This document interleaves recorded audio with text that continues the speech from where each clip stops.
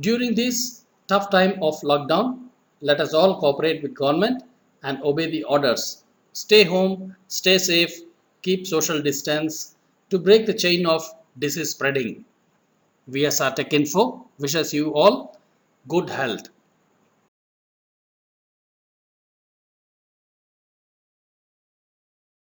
Hi friends, I am VS Rao. Today in this video we will look at the computer switch mode power supply unit, SMPS unit. I have a unit which is faulty. Let us try to diagnose the fault in SMPS. We will look into the details now.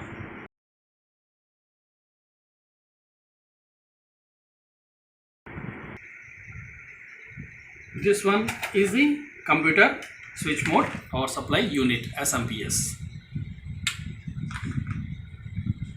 The power input, fan,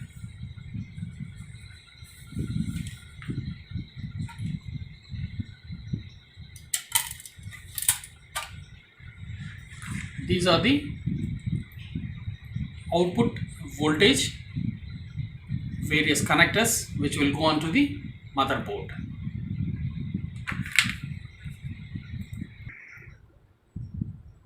Now I will open the power supply unit. Already I have opened and diagnosed to a maximum extent.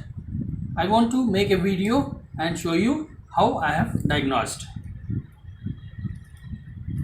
The internal parts of the computer SMPS are the SMPS board, the exhaust fan and the power inlet.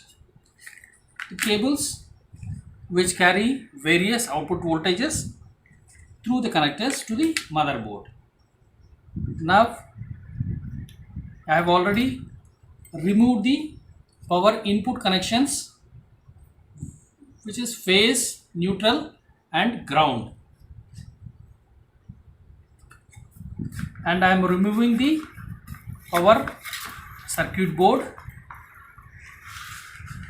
This is the fan connector which goes to the fan. I will remove the connector also so that the PCB is taken out from the box. Now this is the circuit board.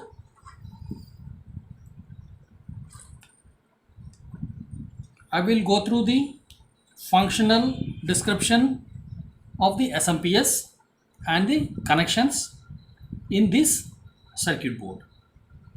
The main supply, ground or earth, is connected here, and the neutral connection goes here, a line connection goes here. The neutral connection comes through this fuse to the bridge circuit, which is formed 4 diodes, and line connection comes through this NTC, which is thermistor, to the bridge circuit. After this, the 230 volts AC is converted to DC and goes to the reservoir capacitors, which are of 330 microfarad 200 volts electrolytic capacitors. These two capacitors store the high voltage DC. It is very dangerous to touch the pins of these capacitors or the bridge point, which can prove to be lethal. And also the AC capacitor, which is used in the input section of the power supply. After these capacitors, the input turns to be DC, which is switched using these switching transistors 13007. These are the two switching transistors. These transistors switch this high voltage DC to an alternating current which is applied to the switching transformer. This is SMPS transformer. The flyback driver transformer and the other transformer are the supporting transformers to provide the oscillations for the switching transistors.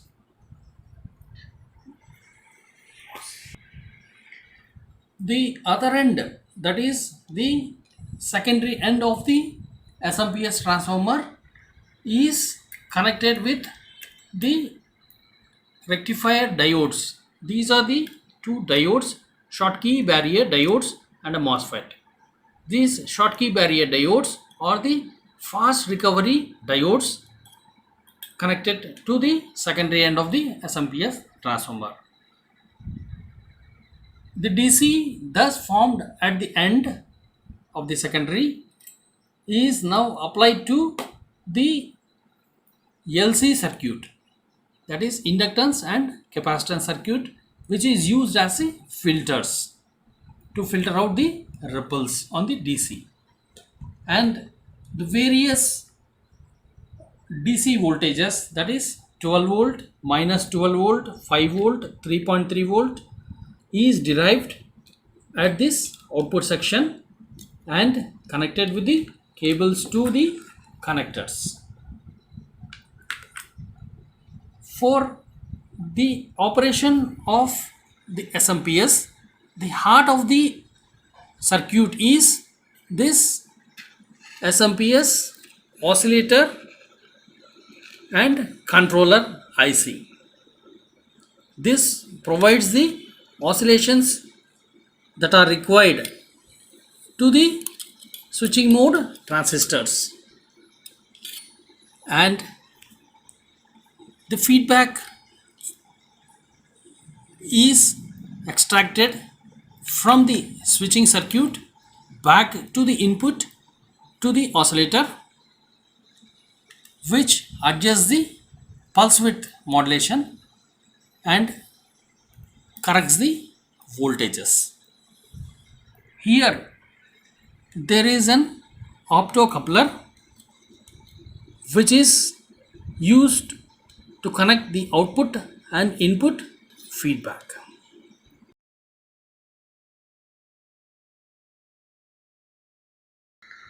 Now the line and neutral is applied via the fuse and thermistor. So I will first check the fuse. The physical appearance of the fuse is dark black in color, that is blown off fuse. Let us check with the multimeter. The multimeter kept in the diode mode and buzzer mode is not showing any buzzer signal, that is the fuse is burnt.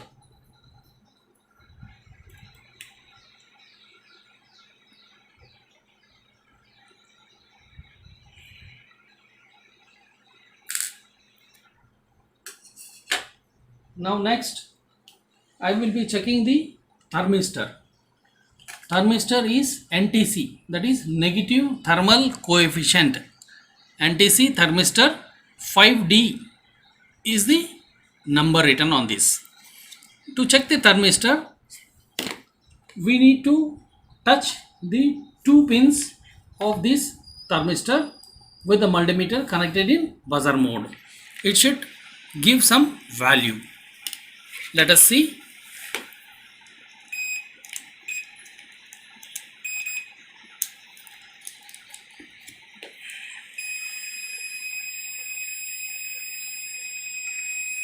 So this indicates the thermistor is okay.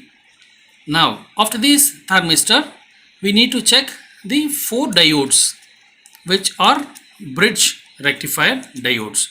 To check these diodes, we need to again hold in diode mode and connect positive to anode and negative to cathode. Cathode represents the silver line on the diode.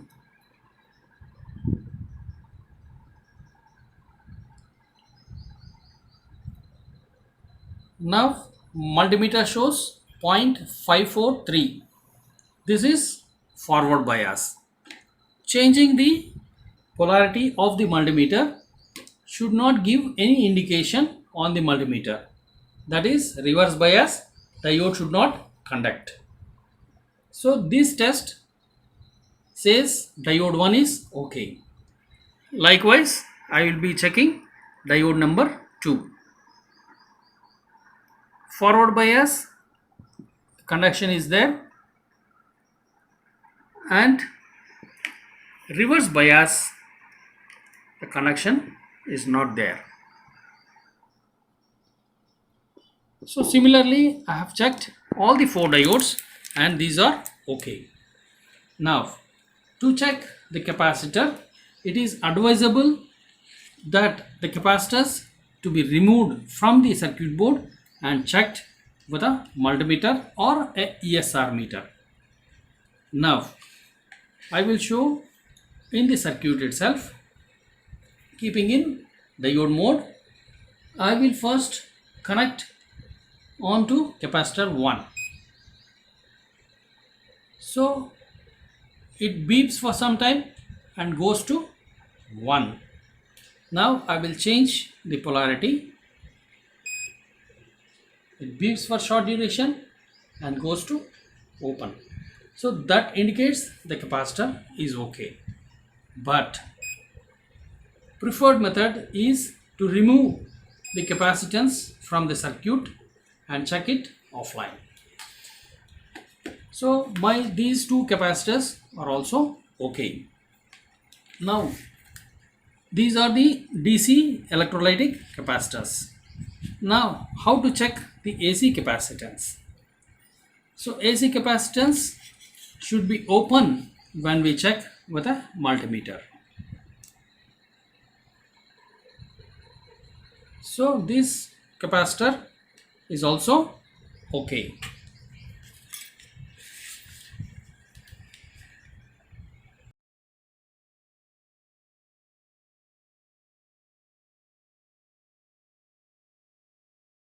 Now already from the circuit board I have desoldered the transistors.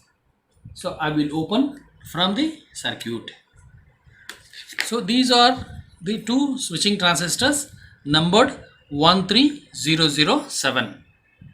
It may not be visible to the camera, but these are the 2 switching transistors mounted on the heatsink. So transistors we will be checking offline.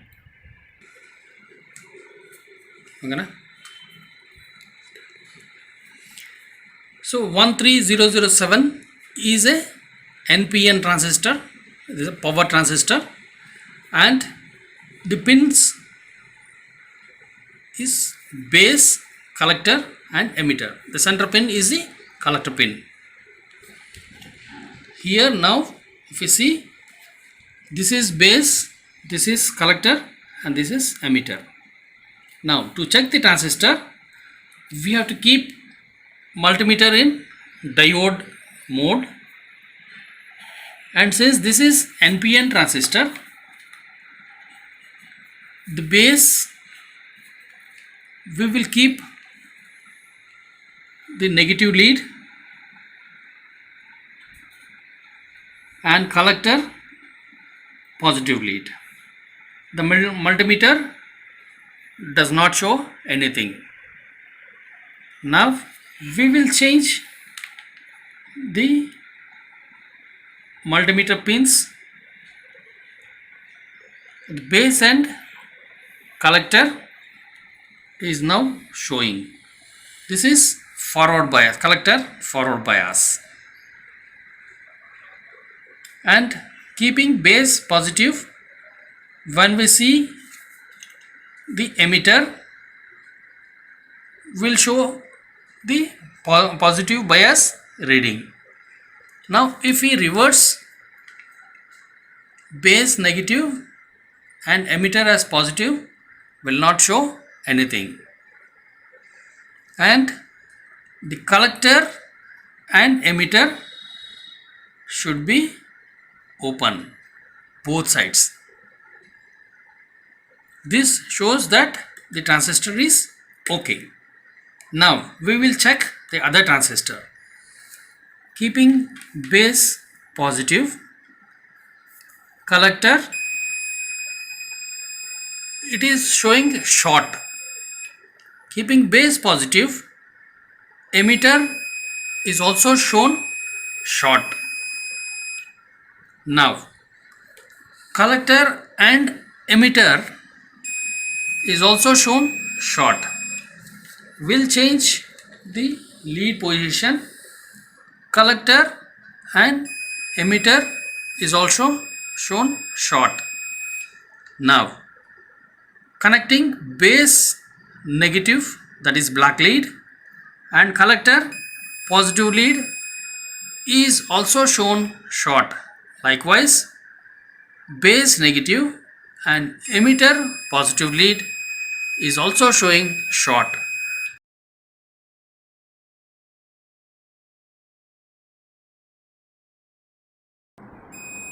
This indicates that this transistor is having dead short and needs to be replaced. Okay. Now I have already desoldered these fast switching rectifiers or fast recovery rectifiers from the circuit board. Now I will open this from the circuit.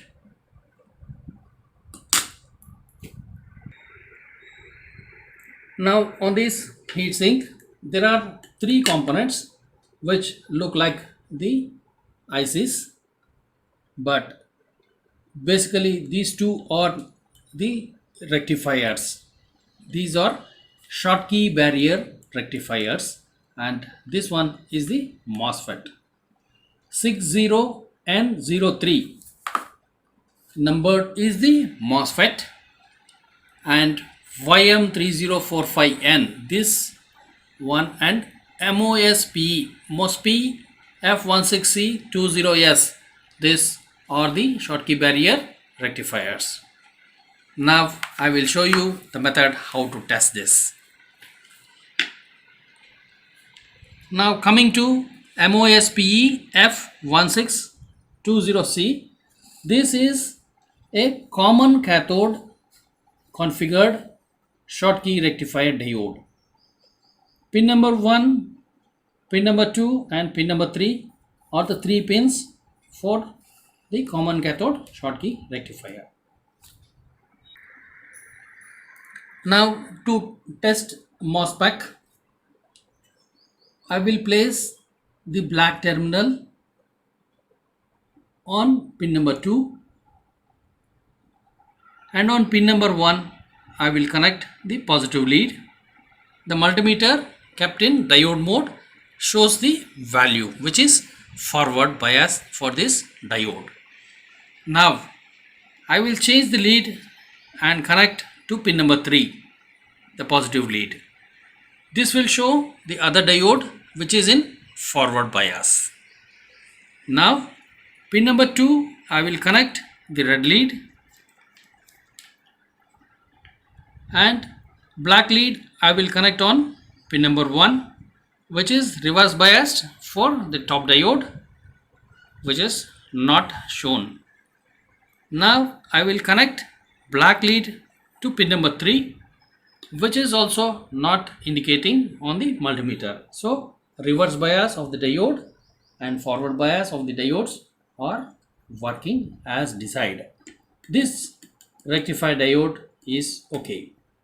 Similarly, I will connect the common cathode pin number 2 with a black lead and positive lead onto pin number 1. The multimeter shows the forward bias reading. The lead I will now place it on to pin number 3. Multimeter shows the forward bias reading of the other diode. Now I will change the center pin with a red probe. Connect black probe on pin number 1, which is reverse bias for the diode, and similarly I will connect black lead to pin number 3, which is reverse bias for the second diode, and the multimeter is not showing anything. So this shows that this diode is also okay. Now we will check the MOSFET using multimeter. Multimeter is kept in diode mode and in buzzer mode.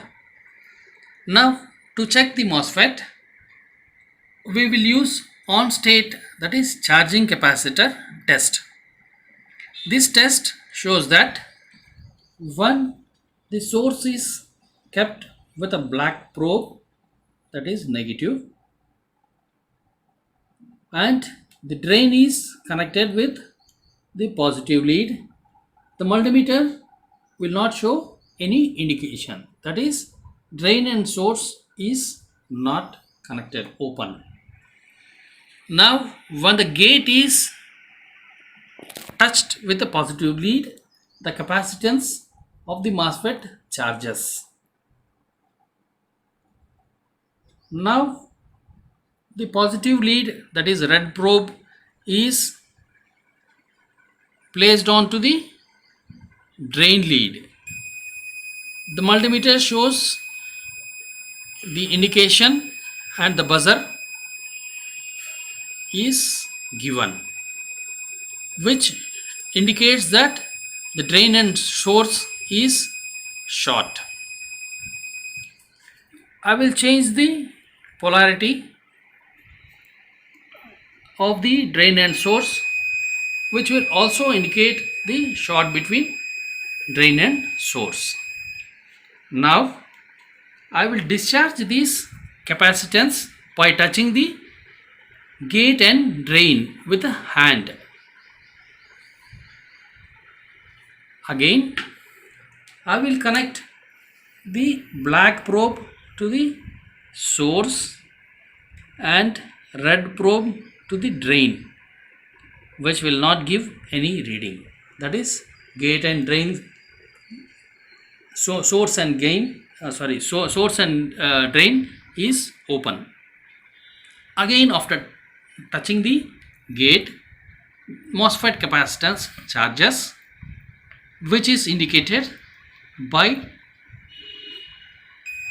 giving a short between drain and source.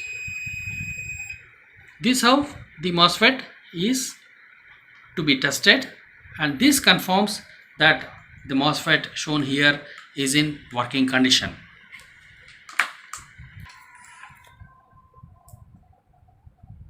So here, after this bridge and capacitance, now you need to check the various diodes, Zener diodes, and the resistances, physical check as well as the continuity you can check for all the diodes and the capacitors. Now at the end we will check the pulse width modulator controller IC on the circuit board. To check this, I will connect the black lead to the ground and we will check for the shorts.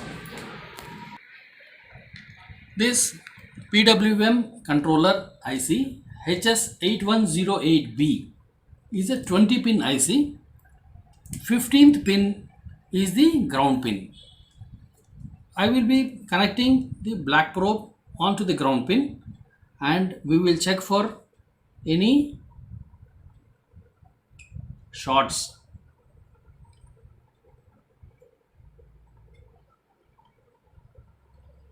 Now if you see the multimeter, there is some value but it is not short. Likewise, I will be checking all the pins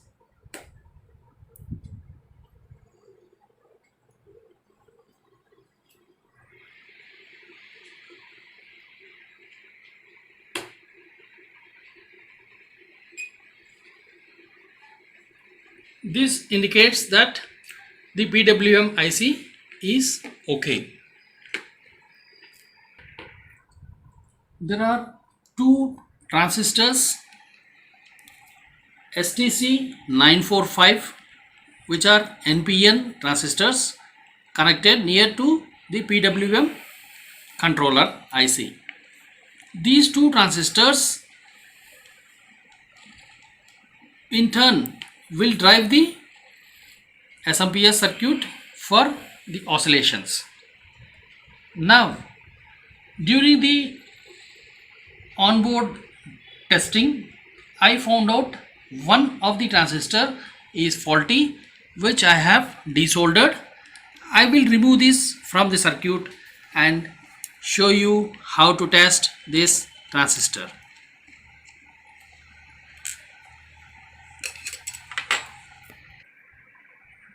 This one is STC945 NPN transistor. On board, I will show you how to check this. Emitter, collector and base. I will be connecting the base positive lead of the multimeter, which is kept in diode mode, and emitter with a negative probe, that is black probe, which shows this junction as a forward bias junction, and the collector base forward bias is also shown. Now when I try to reverse bias this transistor with a black probe on the base and emitter with a positive, this is not showing the continuity, and on the collector side is also not showing any response. So the emitter and collector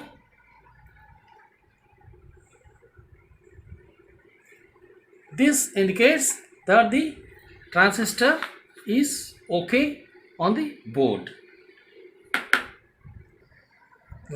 STC945 NPN transistor, which is epitaxial plastic transistor, emitter, collector and base. This lead is emitter, the center one is collector, and this is base. Now to check this transistor, I will be connecting the red probe to the base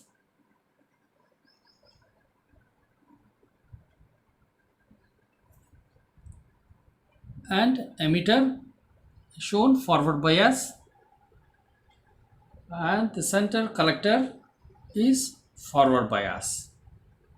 Now if I try to change the bias by keeping the base negative and emitter positive, is again giving an indication which is wrong, that is short circuit between the emitter and base. Likewise, the collector and base is also showing a value.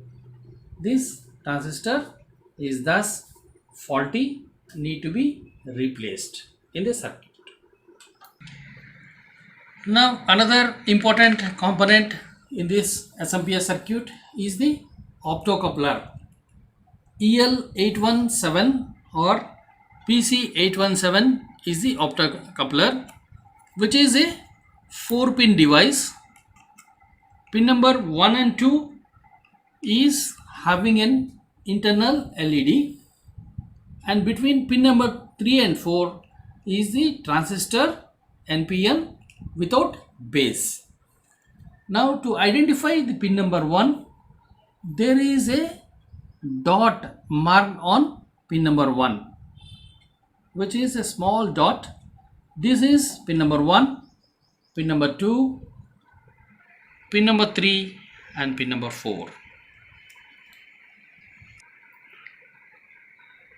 EL817 or PC817. The diagram is shown here. A notch or dot indicates pin number 1, 2, 3 and 4.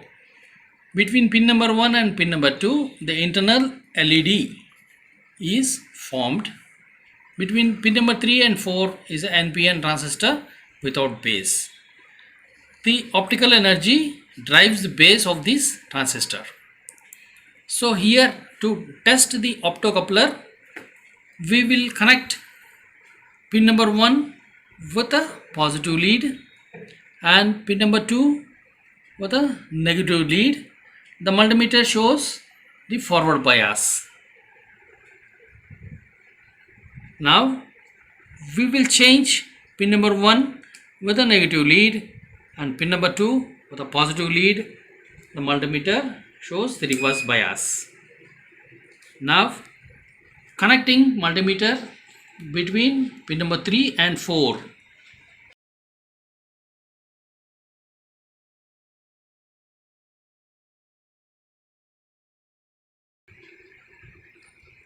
Thus this optocoupler is okay. These transformers on the SMPS circuit board generally will not fail. Very rarely they will fail, and to check them using the multimeter with the continuity mode, you can check the coils for these transformers. For this board, to make it alright, I need to change this power transistor 13007 and a small signal transistor STC 945, and need to replace the 5 ampere 250 volts fuse to bring this back into life. Friends, during this lockdown, let us all abide by the government impositions. Stay safe, stay secure, stay indoors, and be healthy. Thank you.